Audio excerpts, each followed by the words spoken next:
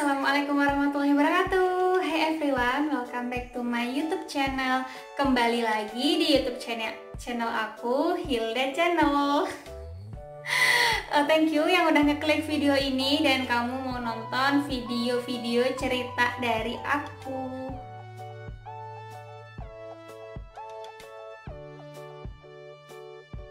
Dan kali ini aku pengen banget bercerita tentang sosoknya,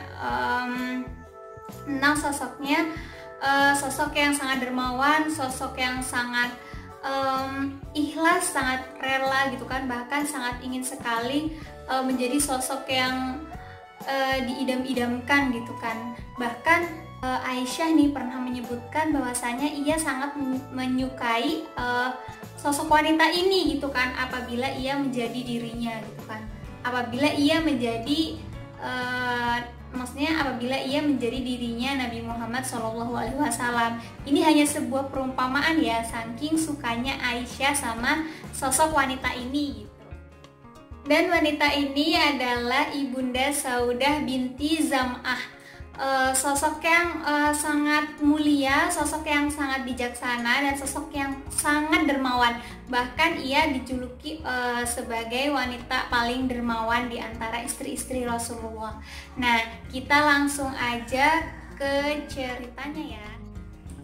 Dan dakwah Nabi sudah mulai terang-terangan, sudah mulai menuju kepada kabilah-kabilah kaum Quraisy, dan ada beberapa kabilah yang menerima dan ada beberapa kabilah lagi yang menolak gitu. Bahkan mereka menolak secara terang-terangan, hingga pada suatu ketika gitu kan, ada satu kabilah yang ingin mengubah keyakinannya untuk memeluk ajaran si Muhammad ini. Nah, pada saat itu di depan rumahnya sahabat Al-Arqam, nah banyak para sahabat yang ingin memeluk Islam dan melepas jubah kekufurannya gitu kan, dan merubah dengan jubah keislaman. Dan meskipun nggak terlalu banyak gitu kan yang masuk Islam, tapi Nabi Muhammad benar-benar seneng gitu, ajakannya mampu menyentuh hati dan mengetuk pintu pintu kekufurannya orang-orang Quraisy ini. Dan seorang wanita pertama yang beriman kepada Nabi Muhammad itu adalah Ibunda Siti Khadijah. Dan kalau laki-laki itu adalah Abu Bakar As-Siddiq. Makanya banyak pemuka kaum Quraisy ini yang sangat terkejut gitu, kok bisa gitu ya Abu Bakar itu mau mengikuti ajaran Nabi Muhammad gitu kan. Padahal secara gitu Abu Bakar adalah sosok pemimpin atau sosok pemuka kaum Quraisy gitu kan, ya mana mungkin gitu kan mau mengikuti gitu. Tapi ini adalah kehendak Allah gitu kan, kembali lagi ini adalah kuasa Allah gitu kan. Nah, kemudian di suatu ketika ada seorang sahabat kan, kalau semakin berjalannya waktu gitu kan, banyak sekali para pemuka kaum Quraisy dan juga kabilahnya itu suka banget menyiksa, terus memukul, bahkan sampai menombak para orang-orang yang lemah di kabilahnya ini untuk berpindah ajaran gitu, maksudnya untuk meninggalkan ajaran yang dibawa oleh Nabi Muhammad dan kembali ke ajaran yang mereka bawa dari nenek moyang mereka gitu kan. Bahkan nih beberapa macam siksaannya tuh seperti kayak diseret ke padang pasir, merinding banget ya. Terus diseret ke kayak tungku, terus tungkunya tuh kayak panas gitu loh, pokoknya kayak udah dimatengin gitu. Jadi terus ditaruh di atas tungku, dan banyak siksaan yang lainnya. Nah, salah satunya nih yang siksaan itu kepada salah satu sahabat yang bernama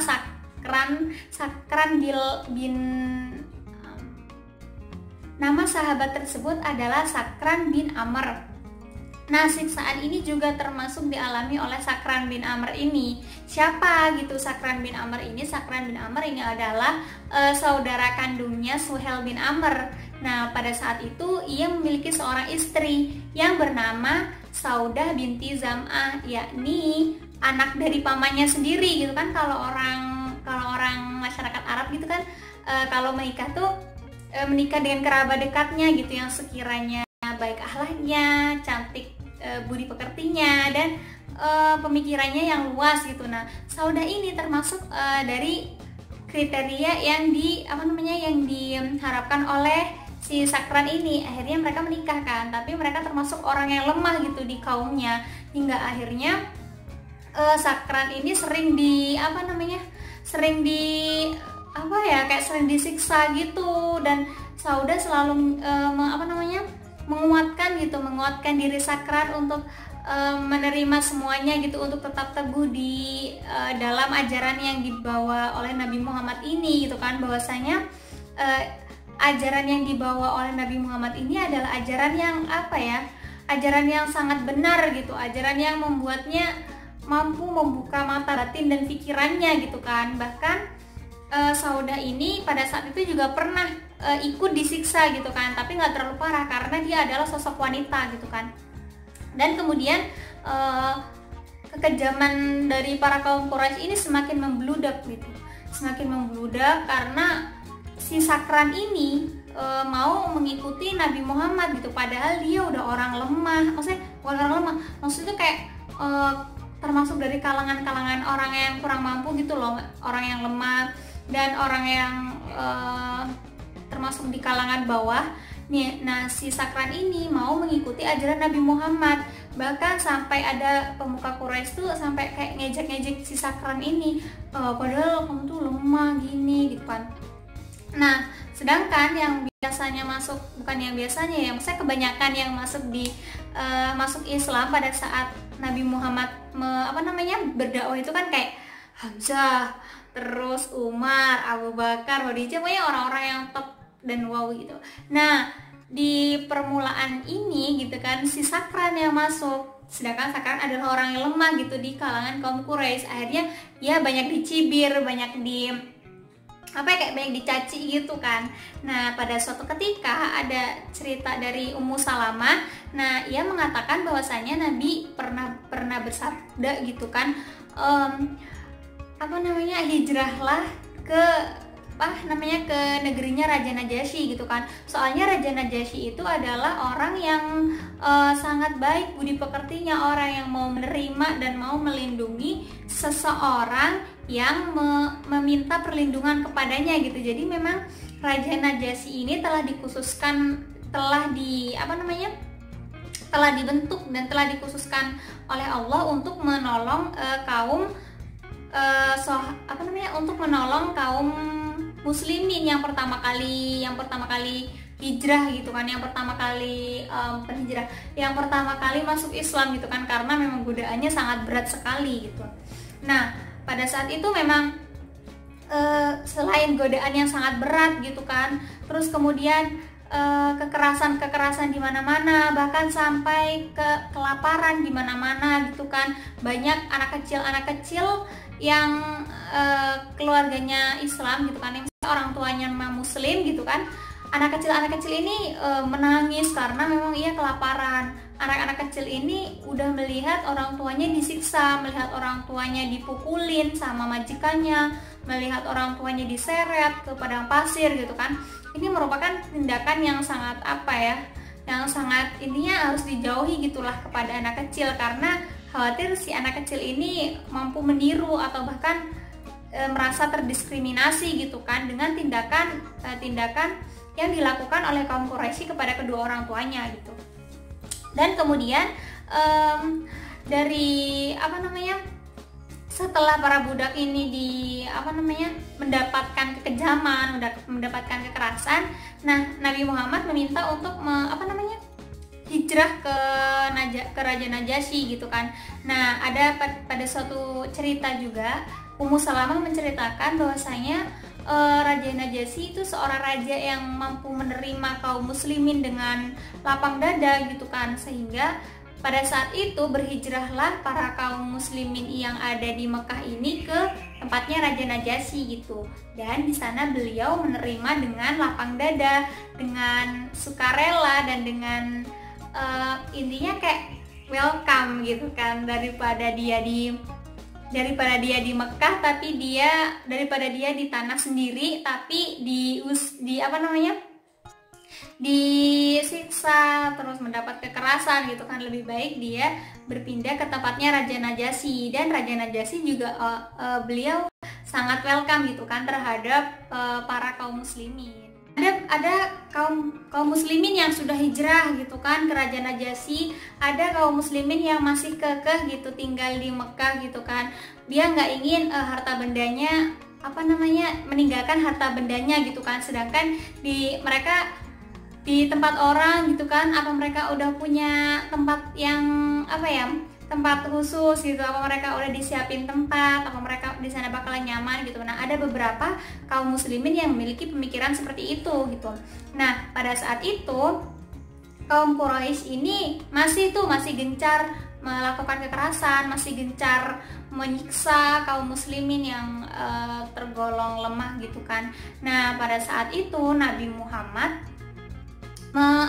memberikan dua pilihan gitu kan. Engkau mau surga atau neraka. Surga adalah suatu hal yang abadi gitu kan, dan surga atau dunia gitu kan. Kalau dunia itu suatu yang sangat fana gitu kan, ya hanya sementara saja gitu kan, dan dunia adalah sesuatu yang baru, sesuatu yang fana dan hanya sebentar saja gitu kan. Sedangkan surga adalah sebaik-baik balasan yang akan diterima oleh kaum muslimin pada saat itu gitu kan. Nah, akhirnya beberapa kaum muslimin memilih surga gitu kan, yang memang abadi, yang memang kenikmatannya itu melebihi kenikmatan di dunia pada saat ini. Nah, beberapa kaum muslimin ini akhirnya kuat tuh menerima siksaan, menerima kekerasan dari para kaum Quraisy gitu kan.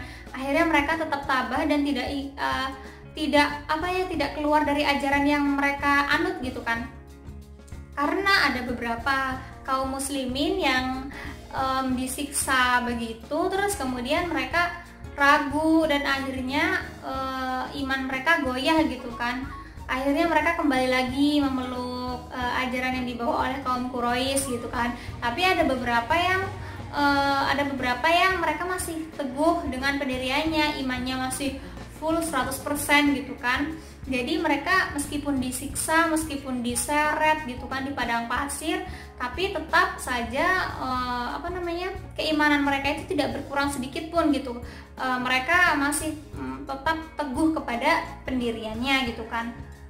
Nah, pada suatu ketika gitu si Sakran ini kan udah sering disiksa ya. Pada saat itu Sakran nggak ikut hijrah ke Habasyah gitu kan, karena suatu hal. Nah, pada saat itu Sakran telah karena umurnya juga sudah tua gitu kan, meninggal dunia. Nah, ini merupakan satu hal yang sangat Saudah sedih kan gitu kan. Bayangin aja gitu, suaminya meninggal gitu kan. Ya Allah, sedih banget. Mana lagi pada saat ini kaum kafir Quraisy ini masih brutal gitu kan, masih menyiksa, masih kekejaman itu di mana-mana gitu. Nah, si Saudah ini akhirnya dia sedih banget, sampai-sampai dia tuh menangis panjang hari gitu kan karena suaminya meninggal gitu. Nah, tetapi ada sahabat Saudah yang menghiburnya gitu kan. Wahai Saudah gitu, jangan bersedih gitu kan. Bahwasanya bumi ini adalah milik Allah dan semuanya akan kembali kepada Allah. Begitu juga dengan manusia gitu kan. Manusia itu adalah titipan Allah dan kelak akan kembali kepada sang pemiliknya. Nah, hal ini juga dialami oleh Nabi Muhammad SAW yang baru saja ditinggalkan oleh Ibunda Siti Khadijah. Sedangkan kekejaman di mana-mana gitu kan, Nabi Muhammad SAW ini mengingat Ibunda Siti Khadijah gitu, kenyamanannya, terus kemudian intinya mengingat kembali momen-momennya bersama Ibunda Siti Khadijah, seperti saat ia pulang ke rumah pasti ada yang menyambut, terus kemudian saat ia lelah pasti ada yang membuatnya senang kembali, hingga lelahnya tuh kayak udah gak kerasa lagi gitu kan. Intinya meringankan beban-beban beliau pada saat itu. Nah, si Nabi Muhammad ini sempat berpikir kan, sedih banget lah intinya gitu. Tapi Allah Subhanahu wa taala telah membuat Nabi Muhammad ini tidak diusik gitu sama kaum kafir Quraisy gitu kan. Kenapa? Karena Nabi Muhammad dilindungi oleh paman-pamannya, oleh Abu Bakar. Jadi orang-orang yang ada di sisi Rasulullah itu adalah orang-orang yang pemuka, orang-orang yang sangat famous gitulah di kalangan kaum kafir Quraisy gitu kan. Nah, pada saat itu nggak ada yang berani mengatakan untuk Nabi Muhammad untuk menikah lagi gitu intinya, karena kesedihan Rasulullah ini masih masih belum move on gitu loh. Nggak ada yang berani nanyain sama Rasulullah gitu kan, mau menikah lagi atau enggak gitu kan. Nah, pada suatu ketika Allah Subhanahu wa taala menggerakkan hati seorang sahabat wanita yang namanya Khawlah binti Hakim. Nah, dia ini anaknya Pak Hakim. Pada saat itu Khawlah ini seorang muslim juga, cuman dia mungkin kalau orang sekarang itu tomboy-tomboynya cewek gitulah ya. Jadi dia berani mengatakan langsung kepada sosok Nabi Muhammad yang sangat agung gitu kan. Padahal nggak ada seseorang pun yang berani mengatakan itu kepada Nabi Muhammad. Nah, pada saat itu Khawlah mengatakan, wahai Nabi Muhammad, apakah engkau ingin lagi gitu kan. Kemudian Nabi Muhammad bertanya gitu kan, kepada siapa gitu. Kemudian si Khawlah ini mengatakan kalau janda ada, kalau gadis ada. Nah, nanya kalau gadis siapa, kalau janda siapa. Kalau gadis Aisyah, kalau janda itu Saudah binti Zam'ah gitu kan. Dia adalah pengikutmu juga kok, dia tuh sudah beriman gitu kan kepadamu gitu kan. Dia baru saja ditinggal oleh suaminya yang bernama Sakran yang tadi, seorang yang lemah dari salah satu kabilah kaum kafir Quraisy gitu kan. Nah, kemudian si Nabi Muhammad ini mengatakan bahwasanya ya udah kalau gitu kepada si janda aja gitu kan, kepada Ummu Saudah. Akhirnya si Khawlah kembalilah menuju ke Saudah, ke rumah Saudah, dan menyampaikan niatnya untuk menyampaikan salamnya dari Rasulullah untuk melamar dan memintanya kepada Zam'ah, kepada ayahnya gitu kan. Nah, datanglah Khawlah ke rumahnya si Saudah. Akhirnya Saudah bertanya kan, ada apa gitu kan. Kemudian aku menyampaikan, kata si Khawlah ya, aku menyampaikan niatnya Rasulullah untuk meminangmu gitu, untuk melamarmu gitu. Terus kata si Saudah itu kayak udah senang banget gitu lah ya. Bayangin gitu kan, dia dilamar sama sosok yang sangat agung gitu kan, sosok yang sangat sangat mulia, pokoknya sangat agung sejagat raya lah intinya. Nah, kemudian Saudah akhirnya dia udah kayak mulai move on gitu, karena kan emang cewek itu sejatinya kayak cepet move on gitu kan. Tapi ada beberapa yang enggak sih, cuman kayak kebanyakan itu lebih cepet move on. Nah, akhirnya Khawlah menyampaikan maksudnya kepada si Zam'ah, kepada ayahnya si si Saudah ini, si Ummu Saudah ini. Nah, akhirnya si Zam'ah ini setuju gitu kan, setuju banget gitu kan. Anaknya mau dinikahin sama Nabi gitu kan, anaknya mau dinikahin sama seseorang yang sangat spesial gitu kan di di dunia ini gitu kan. Akhirnya menyetujuilah si ayahnya Ibunda Saudah ini. Terus kemudian Khawlah menyampaikan lagi kepada Nabi Muhammad bahwasanya keluarga ini setuju, dan akhirnya Khawlah datang bersama Nabi Muhammad. Pada saat itu diberlangsungkannya akad, dan Nabi Muhammad memberikan mahar sebanyak 400 dirham kepada Ibunda Saudah. Ya Allah, rasanya kayak pengen bilang Ibunda Siti Khadijah mulu ya. Ternyata saya belum move on dari ceritanya Ibunda Siti Khadijah yang sangat agung gitu kan, sejagat raya.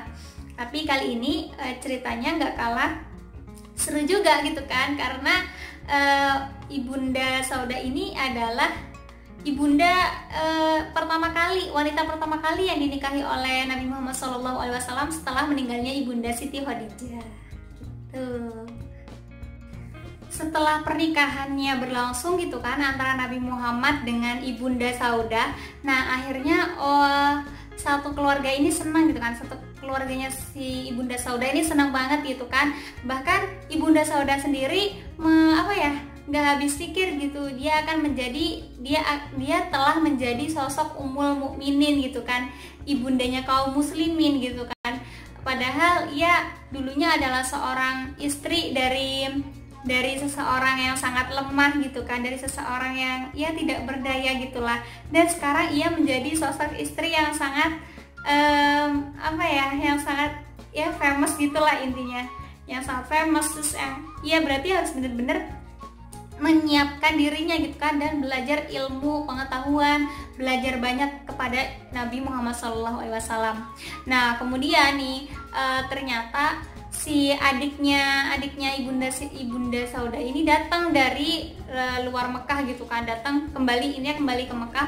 Terus kemudian tahu kalau kakaknya ini menikah dengan Nabi Muhammad gitu kan. Nah dia kayak ngerasa kok nikah gitu kan, dia nggak suka gitu kepada Nabi Muhammad karena ia adalah sosok yang, kalau menurutnya kaum Quraisy tuh dia adalah sosok yang sangat memberontak Nabi Muhammad itu kan. Nah tapi gitu kan beberapa saat kemudian setelah tahu kakaknya menikah dengan Nabi Muhammad, akhirnya dia mengguyur dirinya sendiri dengan debu beberapa kali gitu kan, untuk menghilangkan roh-roh jahat gitu kan. Itu kepercayaannya kaum Quraisy pada zamannya. Nah akhirnya setelah beberapa lama kemudian si Abdullah bin Zam'ah ini kan namanya, Abdullah bin Zam'ah memeluk Islam. Kemudian ia menyesal gitu kan, ia meminta maaf kepada Rasulullah gitu kan, kepada besannya gitu kan. Terus kemudian minta maaf, dia menyesal gitu kan, mengapa harus mengguyur dirinya sendiri dengan debu gitu kan pada saat itu. Nah pada saat ini Ibunda Saudah benar-benar belajar banyak gitu kan, belajar banyak ilmu, belajar banyak tentang pengetahuan. Terus kemudian banyak juga hadis yang telah ia riwayatkan gitu kan, tapi nggak sebanyak Ibunda Aisyah dan istri-istri Rasulullah yang lain gitu. Dan Ibunda Saudah ini sadar gitu kan bahwa ia tidak akan mampu mengganti ruang Ibunda Siti Khadijah gitu di dalam hidup Rasulullah, tapi ia ingin berusaha sekuatnya, berusaha semampunya, dan belajar banyak untuk menjadi sosok yang mampu menghilangkan lelah yang ada di pundak Nabi Muhammad SAW. Sekian dulu ceritanya Ibunda Saudah radhiyallahu an. Pada saat ini aku akan bikin 2 part.